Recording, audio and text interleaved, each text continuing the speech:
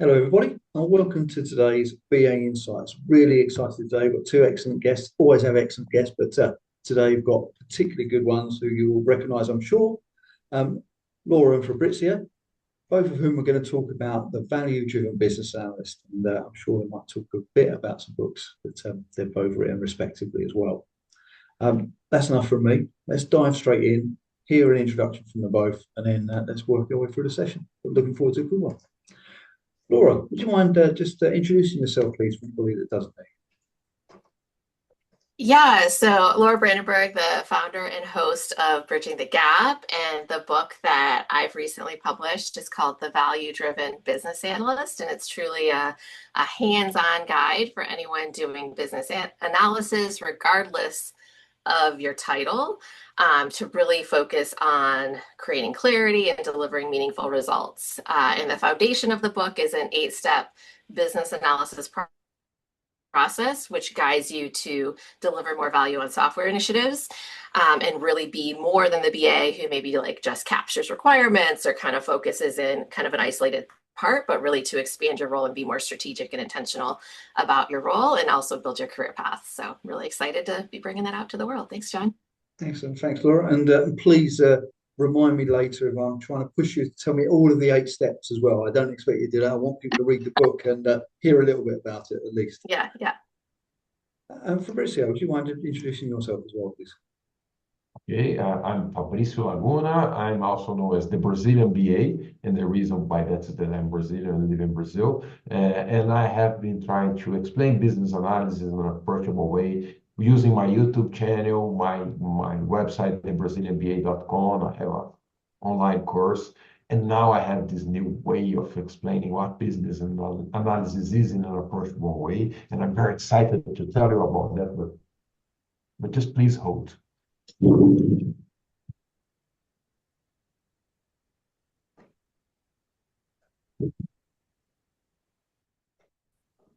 And that's exactly the name of the book. Please hold, right? The power of outcome-driven thinking. And I'm so happy of having a copy in my hand and not holding it anymore. Now I can hold the book and not just be waiting for it. It's a book based on a storytelling. It's a narrative of a character that you can engage and see yourself as a hero. So it's narrated in first person. And the narrator tells a story about how he learned to change his mindset and trying to change all the organization's mindset for a different way of thinking, what I'm calling the outcome-driven mindset or the outcome-driven way of thinking using business analysis practices. So I really believe that business analysis practice can shape the way we think. So it's an easy reading book. It's a storytelling. It's something that your mom can read and understand what a business analyst do, and she really think, oh, if you're a business analyst, you're a great person because that's a nice story for reading. Also, I'm trying to articulate what business analysis is in different ways, and this is my new son. Excellent. Well, as you said, I think two slightly different books, both on the same topic, or overall topic of business analysis anyway. And as you said, present for mums out there and dads. Yeah, we feel a little bit away from Christmas, but it feels like there's never a bad reason to get someone a nice book or two in this case. So excellent. And you can tell us both more about the books as we go through, of course. So I'm going to start in terms of, I mean, you've obviously both briefly been you've been busy with the books. You've shared the name of what they're about. Maybe we can talk about, is there a little bit more you want to share or could share about the books that perhaps you haven't shared in your introduction? And Laura, I'll ask you that question first, if I may. Yeah, one thing I'll say that has surprised some people when they start to read the book is I did narrow the focus of my book to focus on software initiatives and not from the perspective that business analysis is only about software initiatives, right? Like business analysis applies in all different kinds of change. But I think when you're looking for the practicality of putting together some sort of a structured framework, when you try to take on too many different types of change, it really makes it hard to get that practicality element. So, I chose to narrow the focus a bit, but also that is the most common type of change that business analysts deal with, I think, in our current environment in terms of who has the title of business analyst. And it's not limited to the software aspects. We still talk about the business process and helping the business embrace change. So it's sort of the whole surrounding element of the business change effort as it relates to some sort of a software initiative. Excellent. Thank you, Laura. And Fabrizio, is there anything you would like to add in addition to what you said before in terms of the book itself? Right. It's the opposite of Laura's proposal in her book. Yeah. So there are very different value propositions, both books. So she's focusing very much on software development and teaching people how to do it in a step by step. My character is not a software developer. Actually, he doesn't know very much about software. He starts not even as a business analyst. He starts as an agent that works on a call center of a bank. And he just started by trying to make his life to have some sense in terms of delivering some value, because he sees his life totally no sense. He's not delivering value for the organization, for anyone. He's not solving problems. And he decided to become more focused on the outcomes of what he's doing. And on his journey, he starts learning a little bit about business analysis and using some techniques he can understand and see a lot of problems in the organization based on process, on strategy, on a lot of things that are not going right because people are not talking to each other correctly. They're not understanding or seeing the big picture. I don't give them step by step as Laura is providing. So it's not supposed to be a method. It's supposed to help you to change your mind and see things differently. And so I see there are a lot of flavors of business analysis out there. There's a lot of people doing business analysis in different perspectives. I believe the software one that Laura focused on her book is the most common one, is the one probably where people mostly need some kind of advices and guidance to create a structured approach to do it. But there are a lot of people working on different areas doing business analysis. Like there are business analysts working on strategy, there are business analysts working on business intelligence, helping organizations to take better decisions based on data. There are business analysts working on process improvements and process organization, decision modeling. So different flavors of business analysis around there. And there is also a lot of professionals who are not identified as business analysts, as a professional business analyst, but what I call business analysis professionals. So anyone who is a manager, who is a project manager or business manager, consultants, even lawyers, doctors, a lot of people who are working in big organizations could use a little bit about business analysis in their lives and make their organizations to get better outcomes from what they're doing, or being more analytical and structured in bringing value for their organizations. It's an interesting point you both made as well, because it shares that not only a different perspective, but of course there's different personalities that are conducting business analysis. People have different ways that they choose to learn, or different ways that will resonate with them. I'm sure both approaches will complement themselves quite nicely to give slightly different views on how they can conduct their business analysis, or how they can maybe even explain it to others. It's not always a selfish reason that we read the book. Sometimes it's so that we can learn how to communicate what we're doing with others as well. So it seems like they'll provide an interesting flavor to that. Can I chime in on something? Oh, good. I just wanted to say, Fabricio, how excited I am about your book, because narrative stories, and there's so many really classic business books that have more of this narrative element to them. And I think it's really exciting now to have one for the business analysis profession, because it's those stories that tend to take off. They're very memorable. It really is going to help us ground, the profession generally. And you've been on this business analysis is everywhere, as well as IIBA has been sharing that. And so now we have this practical body of work to offer the profession to help crystallize that. So I'm really excited about your book.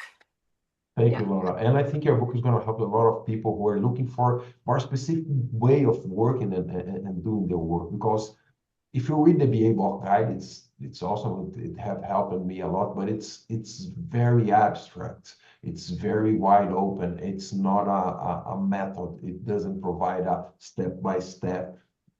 If you're doing software requirements, you should follow these steps. And yeah, I think you are bringing a great value for our community as well. And what I would like to add, John, I have seen a lot of presentations, trainings, and a lot of stuff about business analysis. And I always think that a good business analysis training or book, in this case, we're talking about books, is like a Spider-Man movie. I have seen this so many times, but I love them all. And if there's a new one, I want to see it again because I know the story, I know the character, but it's always lovely, and there's always something different, a different way of explaining. We can always enjoy and have some good time of watching Spider-Man. I think you made it. But it's not about the story that ends. And business analysis is so broad, and there's so many stuff that we can do into this profession and to this discipline that we can always learn something new. I agree. I've definitely reader of a few books on the topic of business analysis, and I think there's always something to take away from each of them. And I think I think we're in the right profession to be really appreciative of different authors of material on the same topic, because as part of our day job, we're always looking to take different perspectives and appreciate people's lenses and perspectives that they take on a situation. And certainly from a reader's point of view, there's always something that you can take, many things actually, from reading different people's experiences, different people's approaches, and it gives you that food for thought to think, how would I apply this, or how could I tailor this, or how does it resonate with what I'm doing on a day-to-day basis? I could go on, but hopefully that demonstrates that there's plenty to take from multiple books on the topic, as I'm sure there will be on both of yours. I wonder, with the topic being of Laura's book being based around business analysis value, what value can business analysts deliver to organisations, or at least contribute to from a value sense? And I wonder, perhaps Fabricio, I'll start with you first. All right. So I believe that business analysis can help us to organize our thoughts, or organize I'm calling it mindset, right? So, but organize the way we think for us to work on the desired outcomes. So we're not just working to produce something that was asked for. We should look at beyond that. We should have a more holistic view, and business analysis can help us to develop this holistic view, not to understand things just from our perspectives, but from different perspectives using a collaborative approach. So a lot of business analysis techniques help us to foster an environment where people can collaborate, articulate their thinkings, and so we can have a more holistic view of stuff, understand the consequence about what we are doing, and work for the desired outcomes that we are looking for. And so I believe probably that's the best outcome we can talk about business analysis. Yeah, I would agree. Laura? Yeah, I 100% agree. I think when Fabricio talks about outcome focus, like I'm thinking value focus, but those are really two words of saying the same thing, right? Or very similar things. So certainly business analysis can help bring that outcome value focus through understanding the true needs, prioritizing requirements, noticing new opportunities. I think the other way that we add value that sometimes is a bit easier to quantify is how we can actually reduce costs. So when we are clarifying requirements and making sure that the discussion that we just had results in a clear decision, and then we're not revisiting that decision over and over again. And that when a new person comes on the team, we have a history of those decisions, whether they're in a document or a JIRA ticket or however we organize that, right? Just ensuring that clear communication and making sure all along the way people are on the same page, as well as exploring all the potential impacts of what that change might involve that others don't often think of. Those are ways that we can help prevent those downstream last minute issues before they catch us by surprise and cost a lot more to fix. And so I think that's another aspect of value that's really important when we think about business analysis. It definitely makes me think about the value that BA provides in being able to quantify benefits or quantify value and challenging whether something is more beneficial than it really is. No, and trying to take the emotion out of a decision and try and have a more data-driven, hopefully benefits-driven and value-driven decisions. Exactly. Now, if we think about value, what's the importance of having a structured approach for BAs so that they can deliver value, Laura? Yeah, what I see is there is so much pressure on today's business analysts to either skip analysis entirely or just get can you just get us the requirements so we can get started, right? And so the structured approach gives you that opportunity to say, actually, can we talk about our value, the business objectives first, or the business outcomes first? Can we make sure we're all on the same page about scope? And so that is going to eventually allow the detailed analysis and requirements to unfold a lot more quickly, but you need a structured approach or a process to remind you to do that because all the pressures tend to be to the contrary.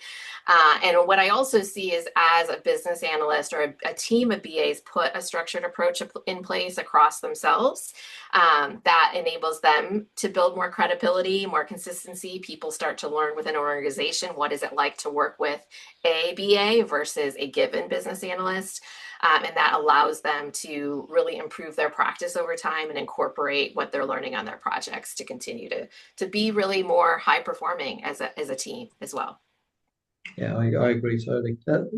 Fabricio, what would be your point of view on it? In my experience, there's a very experienced BA that comes for some organizations and some initiatives, and when they're engaged, it sounds like or it looks like they don't have a structured approach because they just take from the moment what is going on and like they come with a very big tool of tools, right? And when I'm saying tools, I'm saying business analysis techniques, and he's just catching those stuff out like magic and they feel like very easy to do. That's because at some point in his life, when he was starting, he followed a very structured way of doing things, and that became part of his mindset. And I believe that business analysis techniques are like learning to drive. When you're learning to drive a car, at first you have to think about everything. Like, oh, I'm going to press the gear, so I'm going to change.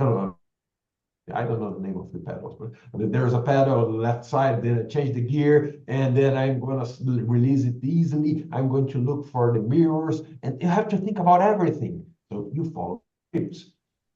As you do it once, and once again, and once again, and once again, that becomes part of how you think. It changes your mindset, it changes the way you understand. Now we drive just not thinking about what we are doing because it became part of ourselves. I see that a structured way of doing business analysis can develop in the professional this way of thinking. At first, we have to think about every step very consciously. For example, let's say I'm building a business model canvas.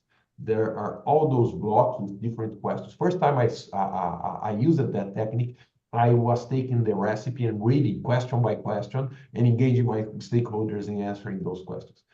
The third time I was not reading the questions anymore because they are in my mind. Today, when I'm discussing business with someone, I don't even need the canvas because they are already embedded in my head. And I'm talking about who is your customer segment, what are the value proposition, how are you delivering this value proposition for us. It became a part of me, right? Because I followed a structured approach until this structure was inside my head, right? Embedded inside my head. Especially when we are talking about organizations who are creating a capability of business analysis, the structural way of creating this capability is essential. So you have having a methodology for developing that's for those who are starting or for us to work as a team is essential. And as you do it more and more and more and more, in some way that's going to become part of our mindset. So the structure will be embedded in our brain. That's how I see this stuff. Yeah, I mean, but definitely what you both said really resonates, because if I think about myself, I mean, when I was first introduced to business analysis, it was fairly unstructured. Go away and do that, or follow the BA that was already on the patch. And of course, if you're doing that, maybe the BA that you're working with is more experienced. Maybe they do have a pretty structured approach that can be a good basis. But sometimes that isn't always the case. And actually being able to look at, external organizations, viewpoints, books, videos, whatever it might be, it gives you a bit of time to digest a different way of approaching analysis and thinking. And the more books you read, or the more resources you interpret, you start to realize that there is somewhat of a theme. And they're not all the same, of course, but they'll all have they'll all have a specific, they have a structure. They'll all recognize the need for you to find a repeatable way to approach the spine of your analysis, perhaps. And those techniques that you can use off of that spine, as I call it that. Can I add one thing to that? That's Laura. Go ahead, Fabricio. So Laura is the senior BA who is organizing for us the structure about how to do business analysis. We rely very much on those experienced BAs. They are not just doing business analysis, but are structuring the path for the rest of us about how we can do so. Thank you, Laura. Well, thank you as well, Fabricio. Yeah, one thing I wanted to add when you were talking is I think a lot of like you said, some of they have a structure on their first project. And I remember reading a book and following it on my first project and just, going through those motions. But some BAs also are just intuitively really strong. And there was this sense when I was even starting to hire business analysts, like it felt like this intuitive magic skill set that either somebody had or they didn't. Right. And that really kept me from appreciating how I could upskill a more junior or mid-level business analyst, because I really didn't at first, and this is before I built this whole framework, right, understand that there was a structured approach underlying what I was doing and that it was teachable and implementable. And so that can keep a business analyst stuck too from moving into a leadership role if they really think I'm just like magically good at this, but I don't understand. Really, probably behind the scenes they have that mindset embedded. And so learning a structured approach can also help them understand what they're doing so that they can coach and mentor others more effectively as well. Yeah, I think if you don't follow a structured approach, as you say, maybe you might get away with it for a few times, but then invariably be a point where someone will come along and audit your project, or someone will ask why a solution seems so radically misaligned to what your business actually needs, and you won't have those structured artifacts, that pathway through your analysis to be able to explain how you got there or why you chose what you did. And it's probably not a very nice way to learn. I see a lot of BAs come into that when they move companies or get promoted to a new level, right? It's like, oh, now I need to really embed what I am good at and put more structure around it to be successful in this new environment. Yeah. And I mean, it makes me think as well. I mean, what are factors such as the level of experience, their person's role, maybe the stage that they're at in their BA career, or even the particular niche that they're in as a BA? How might that influence, I guess, their ability to deliver value? Yeah, it's. Oh, did you say Laura or Fabricio? Sorry, Laura. Sorry. Yeah. Oh. Fabricio, I know you have the next question for us at once. Sorry.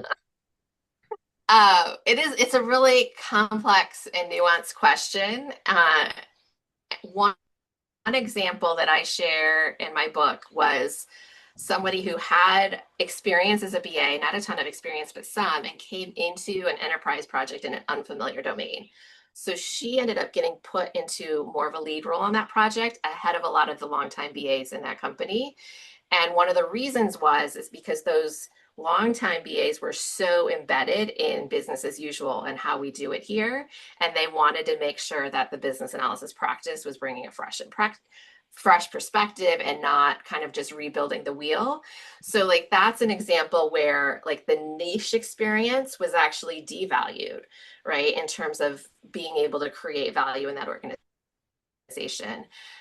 In contrast, there's another story I share right at the beginning from Kira, where she had a bunch of experience, but was really struggling with confidence. And for her, when she started to see like the value of like she talked about, I was afraid of how many people to copy on an email, right? Because I was taking up their time. And then the flip was, wait, now I actually, I understand that this email is valuable. I wouldn't be sending it otherwise. And so that really transformed like the mindset around who to engage, how to engage, and feeling better about those engagements. And so Fabricio, you mentioned this at the beginning, but I just think the mindset is so much more important really than like a level experience or your specific domain expertise or how long you've been in the role. It's like, how does that mindset come through and how are you leveraging that in your work?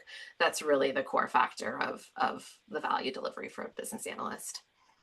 And it definitely comes across that you can develop that mindset as well. I mean, just taking that example, for sure, recognizing and being being conscious enough to realize that there are people that are going to read your communication in that example, and that they have valuable time, and you want to make sure it's appropriate to share that communication.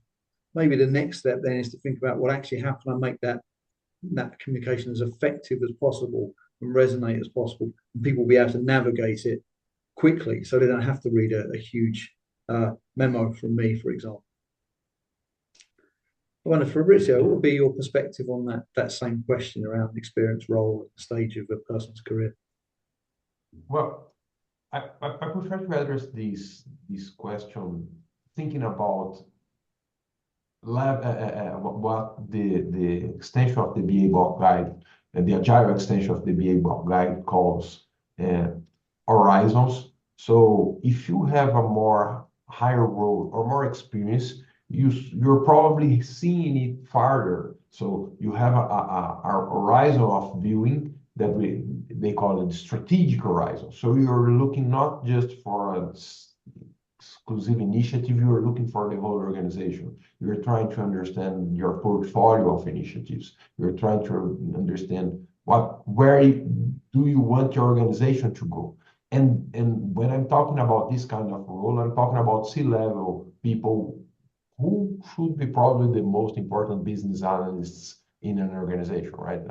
The CEO of an organization for me is the most important business analysis professional for that organization, because he have to see very far away and define the direction that everybody's gonna follow. So like describing the mission, the vision, describing the goals of this organization, the values of the organization. So defining a purpose and defining a clear vision, that's for me is probably the most high level of business analysis that I see in an organization, and where usually the most experienced business analysts are working on. They may be executives, they may be consultants, they may be a business analyst of the organization, helping those executives on defining that vision. But that's a position or a role very strategic. Then you have this middle layer that IIBA calls the initiative horizon, where you are looking for a specific initiative or a specific project or product that you're building. You're not looking for the whole organization, but you're focused on your product.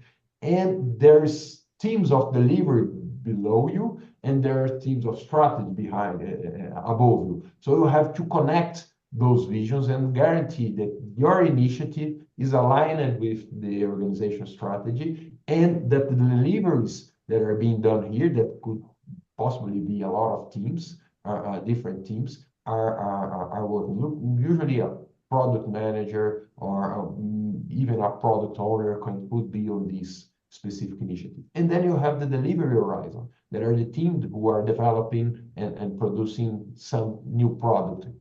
Usually software is the most common one, but could be any kind of product. And they have a more narrow view. They're more occupied on delivering something that's going to be available soon for the user customer. And on this specific domain, I would be worried about this team being able, using business analysis, to do the right things.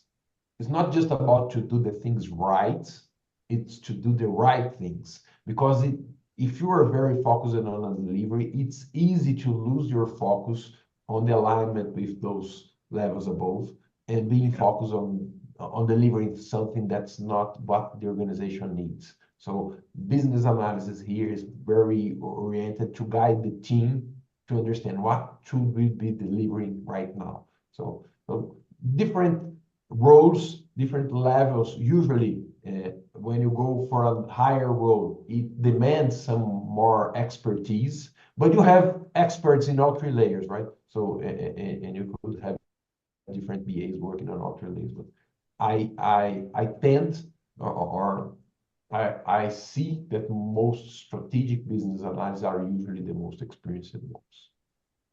And that resonates. I think as you see BAs working through the career pathways and working their way up, some of them actually, I'm sure there's plenty of CEOs who have leveraged their BA expertise, whether they occupy the role or not at any point.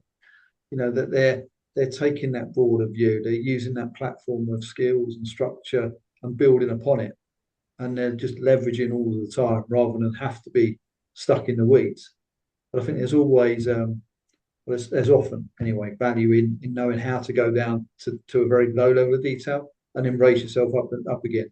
And I guess the more we can navigate that trajectory up and down and realize that there's multiple ways or levels to look at a situation from, possibly the better we'll be, or possibly the better will serve the team that we're working with. But because it can be really disorienting when you are in like a low level conversation and then somebody's talking strategy. And I remember working with a product manager who would come straight to a detailed requirements meeting where we were like in the nuances of a specific software feature. She's like, I just came from like the product manager strategy meeting where we were looking at our forecast for the next 2 years. And so the context switching for her was really like she needed a minute to like reground and like, okay, now we're working on this thing for the next month or 2 months, right? So it can be really disconcerting if you're not aware that you're switching contexts as well. Yeah. I think it's quite nice actually to I guess get the opportunity to context switch to that degree. Because I'm sure you just from personal experience, I think you adapt to it, you learn approaches, you learn ways, I guess, to separate the last detailed meeting with the next high level overview that you have to give. Sometimes that might be challenging, especially if you're using the wrong approach into the meeting. Like you are talking to executive and you're trying to be very analytical and specific. That's not going to work. So that demands a broader view. Or if you're talking about delivering a software and specifying a user story or use case for that specific software, you're trying to use the broader view. No, you have to be very analytical and specific. So identifying those different situations and understanding what's the best approach for them. And we have a lot of good techniques for different situations that we can apply. Mm-hmm. I believe that's a key competence, understanding the context you are and applying the right business analysis technique for that. Yeah, absolutely. Because it feels as well, Fabricio, it's not always predictable when you're going to need to use different approaches. I mean, if I think about those situations where you might assume that you're talking to an exec and they would need a high-level summary and you don't need to go into too much detail, then they come along and they ask you for detail because that's the way they work. You need to be in a position to be able to give them the detail whilst you might give the next person the high-level summary. And just always being on your toes and able to cater for those unexpected, I guess, requests. Maybe that shouldn't be that. Or defining a button on the screen and understanding how these connect with the overall strategy of the organization. So you must have the skills for both. It's not one or another, because you must align the details with the strategy, with the broad view. Understanding how to do that is challenging. There are different techniques you can use for different horizons of the business analysis planning. Let's call horizons, but you must in different situations be able to do both. That's it. And we obviously talked about structured approach a little while ago. I wonder, Fabrizio, I mean, there's how consistency of approach is important when it comes to delivering value from a BA perspective. Well, I'm not sure that consistency is the best value that we deliver. I believe that we must adapt for every context more than being consistent. It could be, and I see for some BA business analysts that maybe that can be even a barrier for them to get the best outcome from every situation. When people are more worried about fulfilling the templates than solving the problem, that could be an issue, a very high risk. So a lot of BAs get involved more on the outcome of their work than on the get more involved on the output of their work than in the outcome. And by that I mean, like, if my work was to write requirements, my work is not writing requirements. That's not the value I'm creating. Requirements are not value. Communication is a value. Agreed understanding is a value. So I use my skills of writing requirements so I can help people to communicate and understand and have a shared understanding about what we have to do and how we're doing it. But my work is not writing a lot of documents. Sometimes less documents are even better than more documents, right? So yeah, we should not be so much worried about compliance. We should probably be more worried about effectiveness. So my concern should be, how can my organization solve the problems that we are trying to solve, more than just I follow the scripts, right? The scripts is the way I have tried and learned that works and that will help me to be effective. The plan is what we created to get the best outcome, and I'm following the plan because I'm worried about the outcome, but not because I'm worried about the plan, right? Not because fulfilling the template is important. No, it's not really. It's like my best chance to do, so let's use it. But I'm looking for something higher, or for something that comes after always. Truly. Yeah. I mean, Laura, I mean, perhaps I'll ask a slightly different question. In terms of whether there are some common pitfalls or misconceptions that might prevent BAs from delivering or focusing on analysis that might deliver real value. For sure. And we talked about one at the beginning, which was just the pressure to jump into the detailed requirements, right, without understanding business objectives. So that is like feeling like getting things done is more important than doing the right things. So again, that can also play into, I just need to finish this user story and then I'm done, where actually, no, I need to make sure that everybody agrees what's in here, or that what we're putting in here actually matches to a business objective, that we're doing it for the right reason, and that we've considered all the different perspectives. I think one of the other pitfalls that BAs put themselves into is this internalized pressure for perfectionism or overanalyzing and feeling like we need to do too much too soon, like we need to understand the entirety of the solution or the entirety of the context in order to make the first decision. And that can really hold us back from delivering value. So kind of back to Fabricio's talk of the different perspectives, if you're really embedded in that not low level, but the lowest level you talked about, like that detailed project perspective, and you feel like you have to have all of that detail in order to move forward, you can get really stuck. And you're also going to get stuck only working in that level and not being able to shift horizons up, because you can't actually have those conversations. So dealing with a bit of ambiguity, allowing one decision to be made at a time to build momentum, kind of focusing on what's the next decision we need to make and what's the critical information we need to make that decision, and working sequentially versus we need to have all the information. And I've been the one who's like, I want to have all the information because I don't want to make a mistake, right? I don't want to miss something. But it slows you down, and it also often disenfranchises you from the process. That's when people start to work around the business analyst because they're so focused on taking that next decision or moving things forward, and you start to kind of get sidelined from the value that you could add. Yeah. And Fabricio, would you any pitfalls or challenges you want to add, or you could add? Yeah, let me add an additional one on.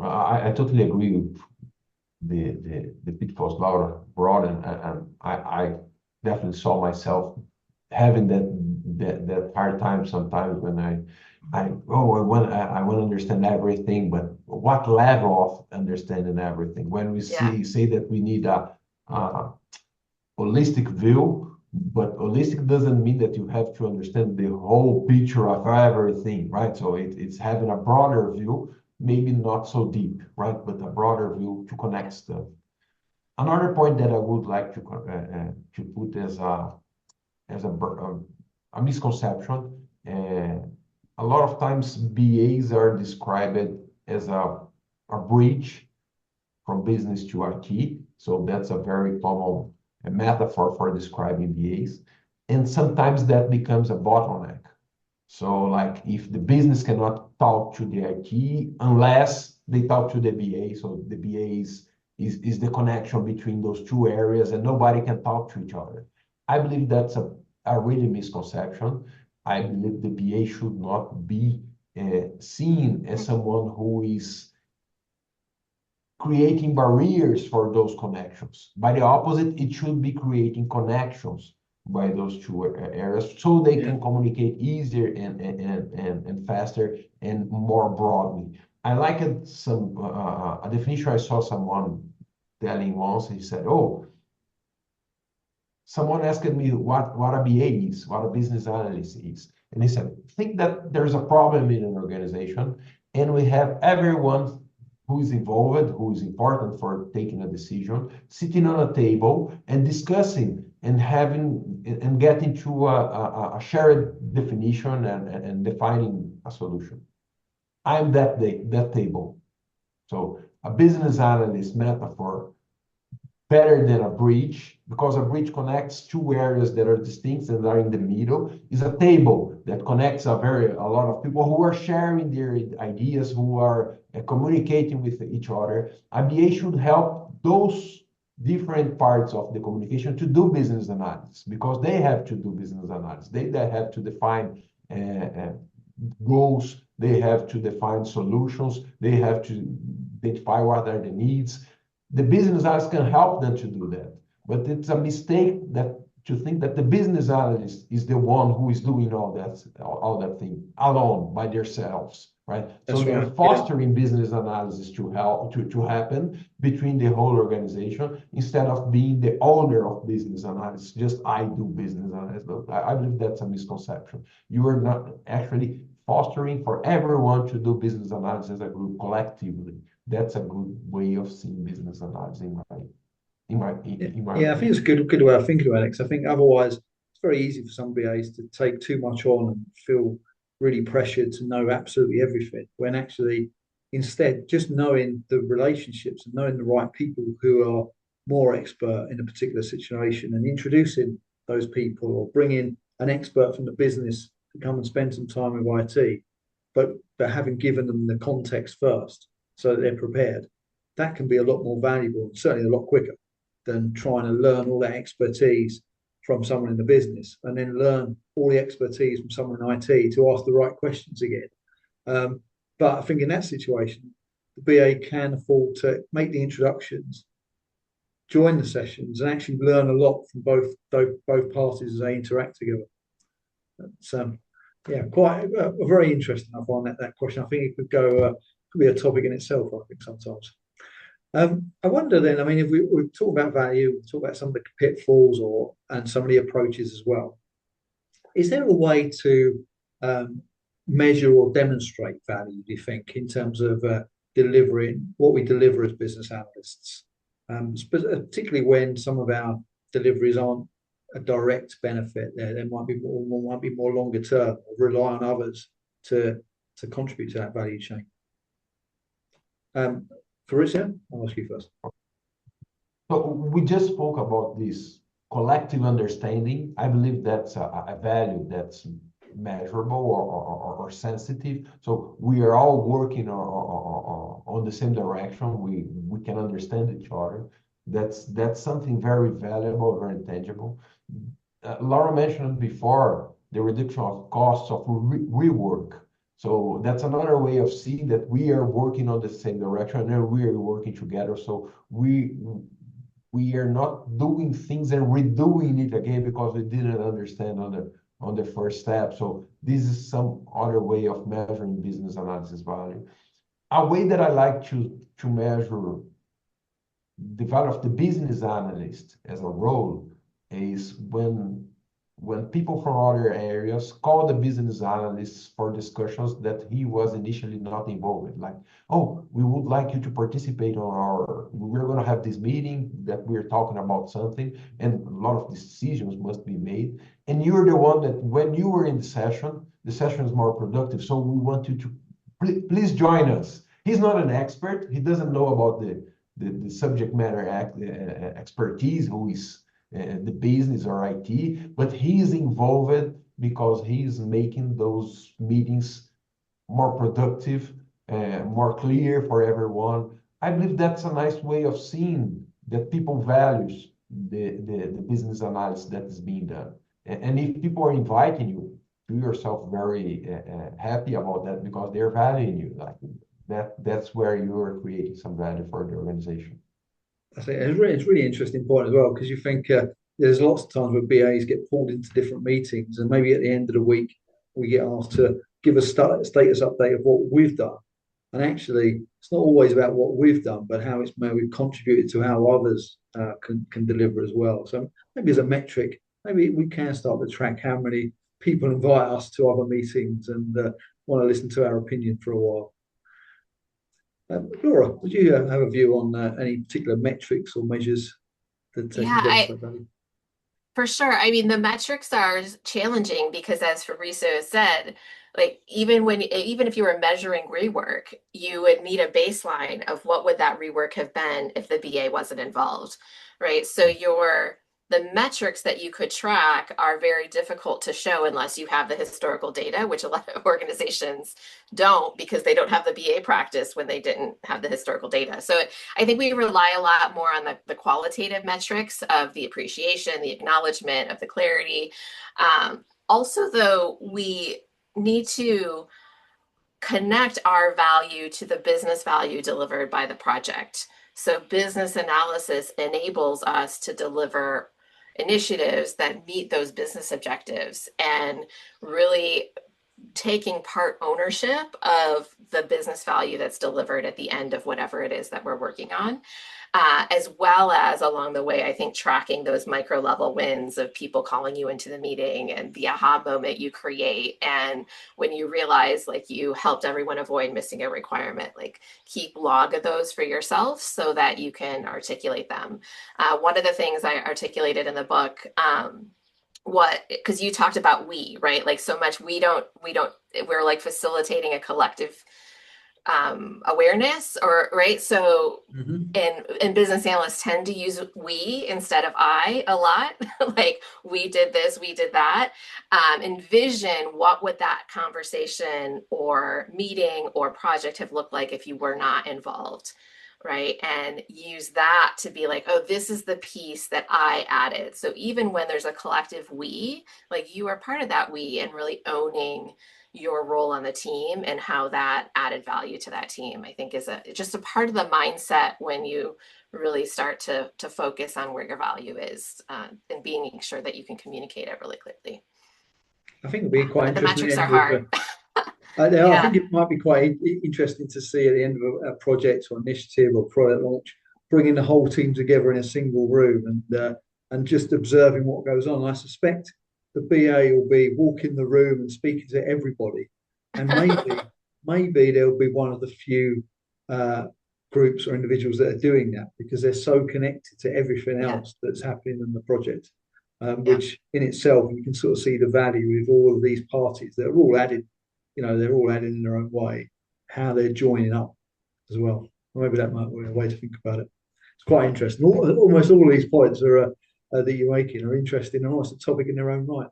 But as we're drawing to a close in terms of time, maybe we should ask save the most important question till last.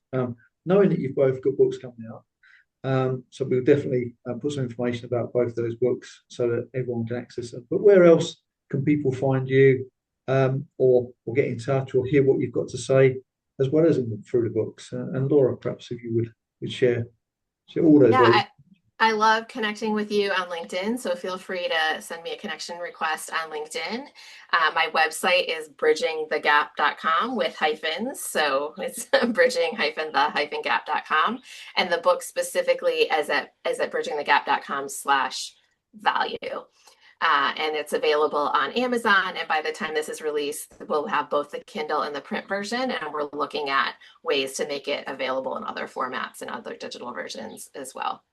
But yeah, looking forward to connecting with you, and let me know what happens around the book. Yeah. And as we discussed the other day, I'm definitely looking forward to the paper copy. I like to carry my books around and feel and touch. My review copy is coming in the mail today. I wish I had it for our recording.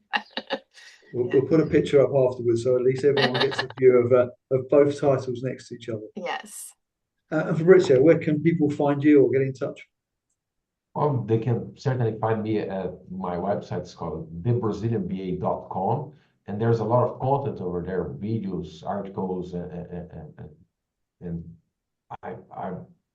there's a page about the book as well. The book's being sold on Amazon as well, and you can find it through the IIBA website. So IIBA has published the book, so it's IIBA published it, and it's on the IIBA library. On the IIBA website, you can download a preview of the book. So the first chapters are available for free. So if you want to take a look and see if you like it and the approach and how I describe the story, you can definitely go to the IIBA website, download it, and it is a sneaky read. Does it end with a cliffhanger, Fabricio? Huh? Does the preview end with a cliffhanger? Because I'm sure it's a good story. It's yes. So when it starts, it doesn't tell you all the story, but it gets a hook. So there's a lot of changes and splits during the story. So it's engaging. It's fun. It's a book that is supposed to be fun. So I hope that people have a nice time reading it. I'm sure they will. And hopefully, I'm sure that both books will do it. Give that view to everybody of the structure that the BAs follow, the enjoyment that we can have. Hopefully, I'm sure this session probably helps a little bit as well to help people realise that there's lots to the BA role, lots of perspective, lots of levels, lots of areas of expertise, and importantly, vast majority of them are all quite enjoyable in their own way as well. And I'm sure both books will give more insight into how to do that. But I'll look forward to reading those. I'm sure, I hope our readers will, our viewers will as well.